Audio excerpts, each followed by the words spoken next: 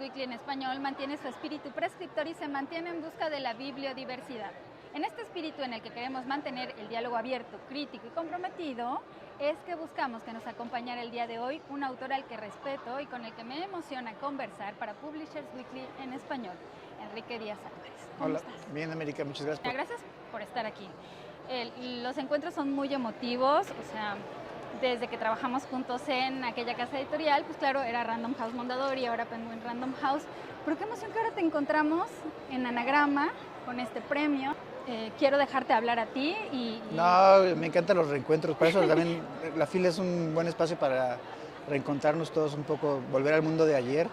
Y sí, muy contento por publicar ahora pues con este premio de ensayo que me dio Anagrama, porque yo que soy cuarentón, muchos de los cuarentones crecimos un poco leyendo el catálogo de Anagrama, ¿no? O sea, en mi biblioteca están ahí los lomos amarillos de narrativa, los grises de los pensadores y pensadoras, y desde niño, ¿no? Me formé un poco con muchos de los autores de Anagrama, y hoy estar en el catálogo, pues eso ya era como el premio, ¿no? Hablando del reencuentro, ¿cómo te ha sentado esta vuelta a las actividades presenciales?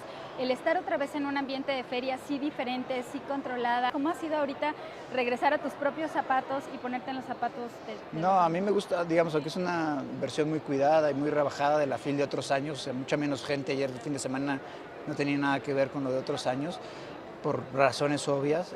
Es muy emocionante, digamos, yo cualquier pretexto para abandonar la tiranía del Zoom lo celebro y te digo, es un lugar de reencuentro, al final de cuentas, de lectores. Ayer presenté el libro con Emiliano Monge, que para mí es un escritorazo, y con Alina Peña, que es una profesora de aquí del ITESO, y al final poder hablar con los lectores ahí espontáneos y que se te acerquen y te preguntan cosas que no te imaginas, y eso es muy emocionante, digamos, es muy vivo y eso no te lo da la pantalla. Es un autor mexicano que tiene una larga trayectoria, que has colaborado en medios como La Tempestad, en El País, que eres documentalista. También es muy importante que lo sepan, que trabajas con las imágenes y eso también se nota en tus libros. En el caso de La Palabra que aparece, aparte de que me conmovió volver a encontrar un Enrique Díaz reflexivo, no queriendo hacer, como tú dices, todas estas cuestiones históricas, ni reordenar, ni marcar una pauta de la historia global. O sea, aparte de que me conmovió volver a encontrar un Enrique Díaz reflexivo, no queriendo hacer, como tú dices, todas estas cuestiones históricas, ni reordenar, ni marcar una pauta de la historia global. Sobrevivir. La palabra sobrevivir me golpeó durísimo. O sea, empecé a leer y dije, claro, ¿cómo no lo había pensado? Hablemos de esta primera parte de a los entornos marginados, pobres, a todo lo que vivimos. Pues ellos se la han pasado sobreviviendo antes de que llegara la pandemia, ¿no? Es que, digamos, con toda la pandemia y todo esto, como que el término sobrevivir, los supervivientes, ¿no?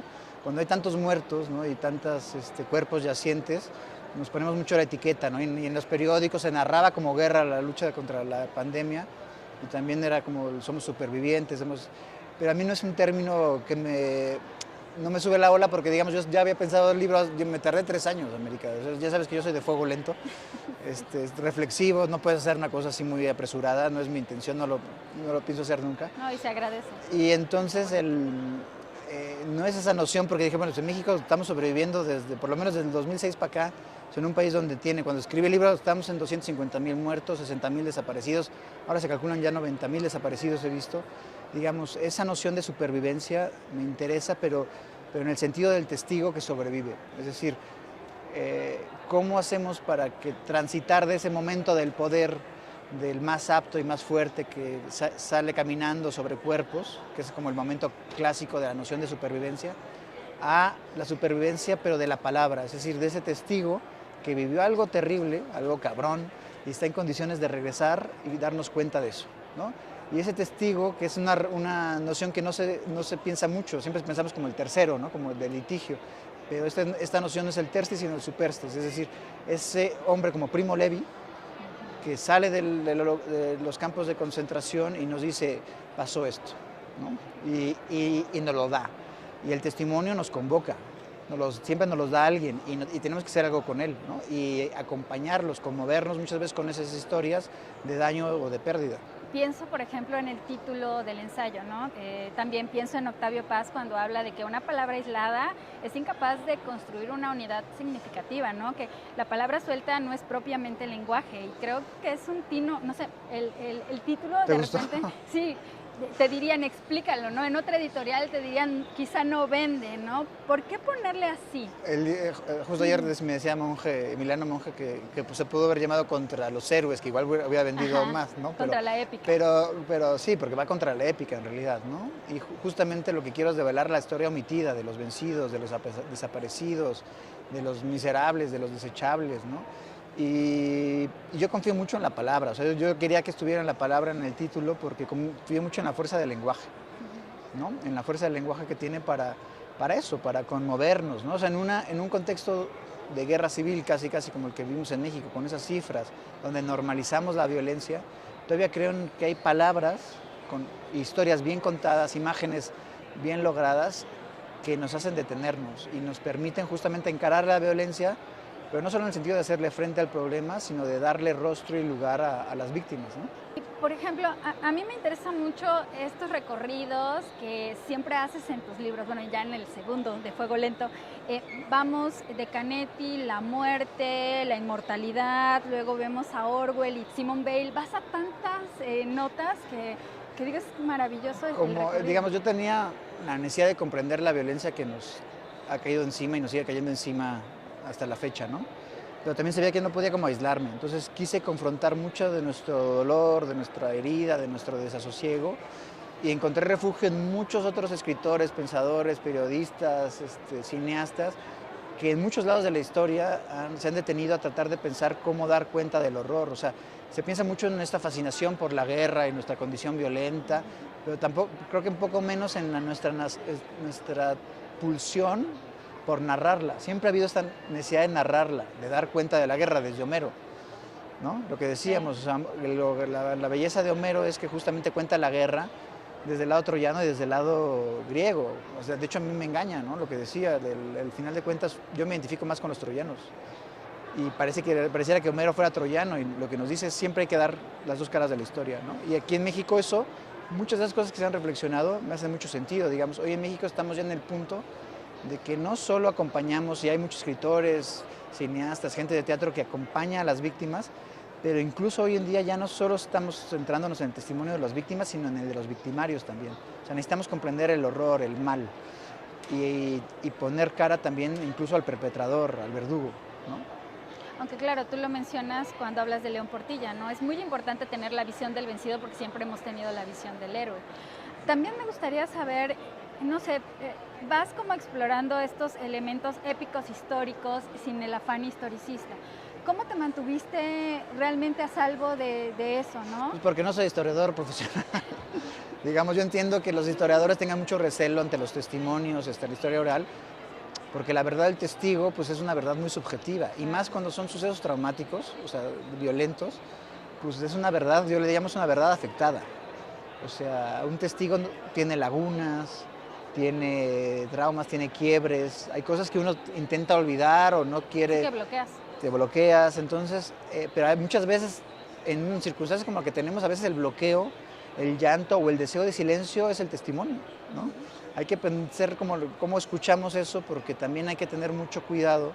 Yo creo que los testigos, así como la noción de supervivencia cada vez va a estar más en boga, porque viene el cambio climático y todo eso, yo creo que el testigo, la figura del testigo, porque hay muchas mujeres y hombres en este país, por ejemplo, que solo cuentan con su palabra.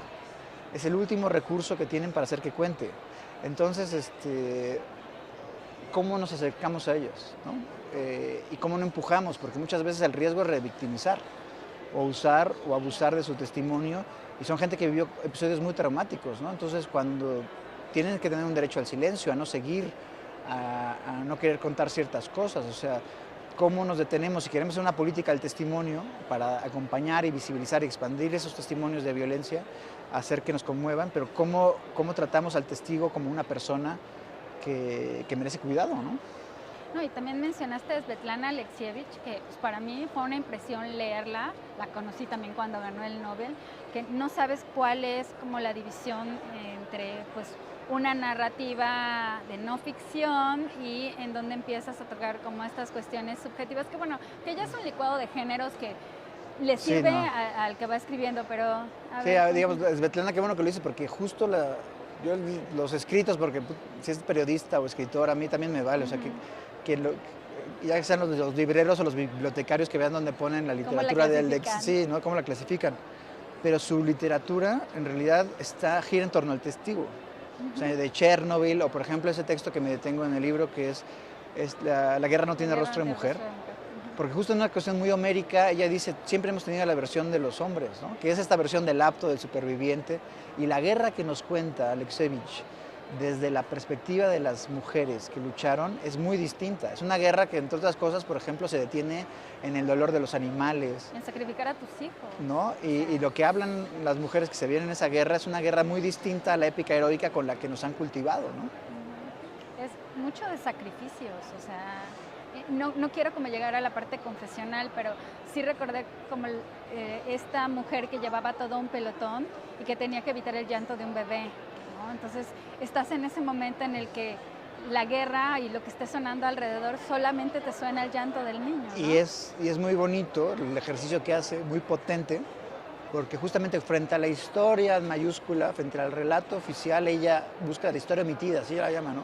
Y es coral, ¿no? O sea, frente a esa historia, las múltiples historias, ¿no? En minúsculo y en plural, ¿no? Las historias frente a la gran historia, y ese coro nos lleva a entender mucho mejor una guerra, ¿no? Y hacer esa contranarrativa frente a ese relato que siempre son de los héroes que terminan ahí en monumentos o poniendo nombres a las plazas, a las calles, ¿no? Y hablando de la épica, a mí me encanta que aparezca Arendt, que aparezca Bale, porque pues ellas siempre estaban como en contra de los excesos, ¿no? O sea, los excesos justo en estas heroicas y en todo lo que ellas estaban viviendo, ¿no? De primera mano.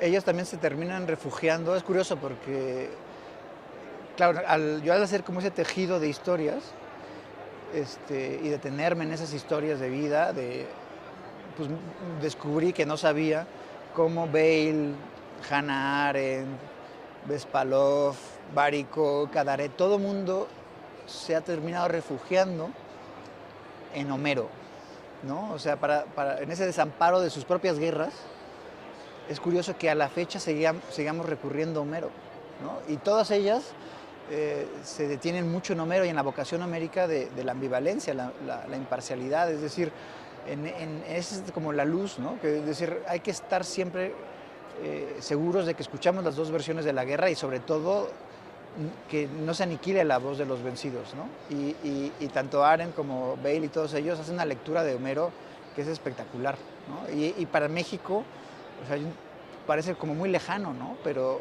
desde ahí hay unas inquietudes que podemos ir rastreando para hacer cara a lo que tenemos enfrente. Esa era mi siguiente pregunta. En México, ¿por qué no tenemos la visión homérica? O sea, ¿en qué momento o nos decantamos por nuestros libros de texto y nuestros superhéroes y de repente también estamos como en el sentido de tratar de sacar a los vencidos?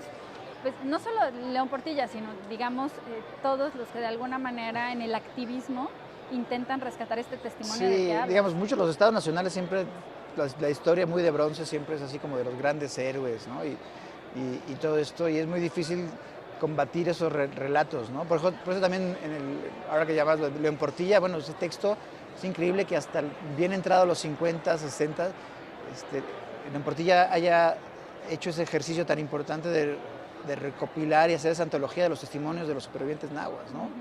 Que nos revelan otra guerra de la conquista, ¿no? El reverso, como dice él. Y a partir de ahí, digamos, hoy en día tiene mucho eco, porque yo le llamo la política del testimonio, o sea, toda esa serie de escritores, de Sara Uribe, Monge, Everardo González, tú que te gusta tanto el documental,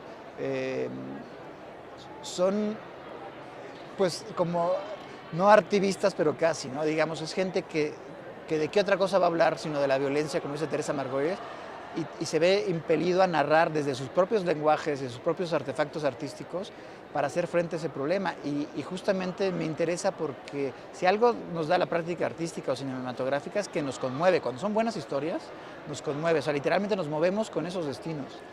Y esa parte pues nos permite resistir, ¿no? Alzar la guardia contra la normalización de la violencia, ¿no? O sea, yo sí confío mucho en el poder que tiene esa palabra, que aparece, que irrumpe, que disrumpe y que pone muchas veces contra las cuerdas al relato oficial. No, y yo regreso a cuando haces la reflexión de que sobrevivir es tener poder, ¿no? Es decir, el cuerpo que está ahí adelante se fue antes que yo y yo todavía tengo el impulso vital y por lo tanto domino. Entonces, de repente todos nos convertimos un poco en un monstruo de poder porque seguimos respirando. Es como muy malo y hay que como aceptarlo, pero justamente aquí la ventaja del testigo, o sea, cuando yo hago el tránsito del momento del poder del héroe al testigo, Ajá. que es lo que propongo, es decir, ya no es el más apto y más fuerte, y aquí No. estoy mientras otros cayeron, que de repente todo es medio inconfesable, ¿no? O sea, yo aquí no estoy enfermo, yo aquí estoy vivo, mientras otros muchos ya cayeron. Hay que trasladar ese momento del poder que es tan embelezador al testigo, y el testigo no quiere, o sea, lo que quiere que sobreviva es su palabra. Es Claro. muy distinto, ya no es la figura, ese héroe que quiere que su historia la cuenten, sino justamente es ese testigo que quiere hacer que su testimonio le sobreviva a él, ¿no? Y nos lo da, ¿no? Y entonces, ¿cómo hacemos para que nos fascine más bien y prestar atención la historia de estos hombres y mujeres que literalmente es que no tienen más que su palabra? Sí, y en ese sentido, que también haya un cambio después de que conozcas la situación por la que pasó ese testigo, porque también en algún momento hablas de esa anestesia, ¿no? De eso alejarnos como de, bueno, son estadísticas, en mi casa no hubo ningún muerto ni por el narco, ni por la pandemia. ¿Cómo evitamos esa apatía, que es algo, es un tema que has tratado desde Sí, hace mucho es tiempo? una como de mis líneas. Es difícil, ¿no? Y más con las redes, ¿no? Porque también al final de cuentas todo el mundo cuenta historias, estamos sobreexpuestos a historias, anécdotas, se comparten demasiadas cosas y de repente en toda esa anestesia, junto con las cifras, con las imágenes atroces, o sea, siguen los cuerpos colgados, aparecidos, hay un momento que yo entiendo que hay un mecanismo de supervivencia que queramos no ver, ¿no? O sea, no pensar en eso, o sea, Sí, como como cerrar los ojos así por, porque ay, no cuando podemos viene la estar en película de ello todo el terror. tiempo. Yo entiendo esa parte casi fisiológica, pulsiva, de decir, no puedo prestar atención a esta cosa porque me vuelvo loco. Pero no podemos dejar de contar y de prestar atención a ciertas demandas, ¿no? O sea, de justicia, de verdad, de aparición. La portada del libro, por ejemplo, son las rastreadoras Ujú. de Sinaloa, ¿no? Es una portada de una fotógrafa maravillosa que se llama Sara Gómez y que son estas mujeres que día con día salen con sus picos y sus palas en esa inmensidad, ¿no? O sea, buscando ahí los restos de sus familiares desaparecidos y Sí, que lo este no es un hacen, paisaje agradable, aunque se vea, ¿no? O sea, ¿verdad? ves inmensidad y van a buscar cada día ahí y hasta encontrar una cosa que tendría que ser el Estado, ¿no? O sea, se han convertido en forenses autodidactas, ¿no? Y esas historias no nos pueden pasar por alto, ¿no? O sea, nos parece lejos, porque igual tenemos la suerte que no nos ha tocado, pero yo, por ejemplo, tenía muy claro eso, cuando Anagrama me dijo que tenía que ser México y tenía muy claro que quería esta foto y por suerte Sara me la prestó. Ya que tocas el tema de trabajar, ¿cómo ha sido trabajar con Anagrama ahora que tienes el premio? Trabajar en el libro como objeto, en la portada. A ver, cuéntanos No, un pues poco eso de la es, digamos, un experiencia. lujazo, ¿no? O sea, es un lujazo. He tenido suerte porque también, digamos, también venía de Debate, que es una super editorial, y con un super editor que era Enrique Calderón, digamos, pero bueno, en Anagrama es un lujo porque sí tiene esta cuestión todavía de editorial que nació independiente frente al franquismo, al finales de los 60, ¿no? En O el sea, espíritu de lo que escribes. es como muy en la onda de lo que, o sea, por eso para mí caer ahí fue como un premio también en sí mismo y el trabajo que hacen pues es espectacular, o sea, trabajar después la corrección es una cosa es una joyita, o sea, muy cuidado, es un trabajo que ha sido como muy bonito y aparte soy muy neurótico y me soportaron bien porque hasta el final estoy corrigiendo y tachando y eso, entonces estoy muy contento cómo quedó. ¿Cómo nos leen en España? Porque ya es una segunda edición, nos están leyendo, quieren saber qué está sucediendo con estas violencias en México, Pues yo creo pero que sí, digamos, ha empezado bastante bien, digamos, ha habido gente que lo ha recomendado que no, ni sé cómo, ¿no? O sea, cómo les llegó el libro a García Montero, ¿no? Por ejemplo, ¿no? Y a mí me da mucho gusto porque también, digamos, el capítulo 7 es el de México, hacia allá va ajá. todo, y también, pues es una forma de que no nos sintamos solos, ¿no?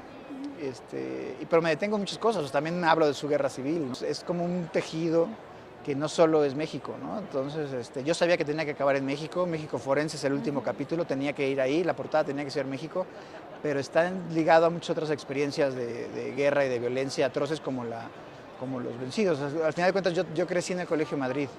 Me educaron los hijos y los nietos de los republicanos que perdieron la guerra. Entonces, desde ahí viene mi debilidad, yo creo, ¿no? Por la palabra de los débiles, de los vencidos, de los derrotados, ¿no? Ahí está la pregunta porque estamos para Publishers Weekly en español, pero tu visión es universal, o sea, sí empiezas otra vez de lo general para ir a lo particular y para ir a lo que te preocupa, que es el México forense, que al final de cuentas nos golpea y nos sacude y sigue sucediendo, o sea, hoy en día, como tú dices, 11 mujeres están siendo asesinadas mientras estamos teniendo esta charla. ¿Cómo te has relacionado ahorita con tus alumnos después de hacer estas dos travesías literarias que tienen mucho que ver? Porque al final de cuentas yo también me siento un poco como, híjole, Enrique, ya tengo que buscar este documental, no, pues voy a volver a ver la película de Coppola porque como que no me acuerdo, o cuando mencionas todas estas secuencias de guerra, digo, es que sí las vi, pero no las vi como las vio él, ¿no? Entonces, seguramente todos tus alumnos yo les comparto, en eso. a mí me encanta dar clases, aparte me da mucha energía de los chavos, aún con Zoom todavía disfruto la verdad. Y también les comparto muchos de las lecturas, o sea, cuando lo lean, ya en la presentación que tuve en México, que lo presentó Jorge Volpi, las 3 preguntas, creo que 2 eran de exalumnos míos, un exalumno y un exalumno que fueron ahí, y eso era muy lindo, y a la fecha les sigo poniendo los casos de Hiroshima, o sea, les comparto mis materiales. Yo siempre comparto un poco los Agamben, Maren, Simone Weil, los autores y las autoras que me entusiasman, los comparto. Entonces, muchas de las cosas ahí, la primicia la tuvieron ellos y al final de cuentas es una generación que es muy viva y que le ha tocado muy duro no solo la violencia en México, sino ahora la pandemia, y que cuando los escucho tengo esperanza porque son muy entrones. Gracias, Enrique, de verdad, por haberte sentado con nosotros. No, gracias a ustedes y un saludo. No, por tu sensibilidad literaria. Eso. Aquí ya nos vamos a empezar bueno, pues más conversaciones, más reencuentros con editores, escritores, bibliotecarios, libreros y todo aquel que forma parte del ecosistema librero, ahora en español.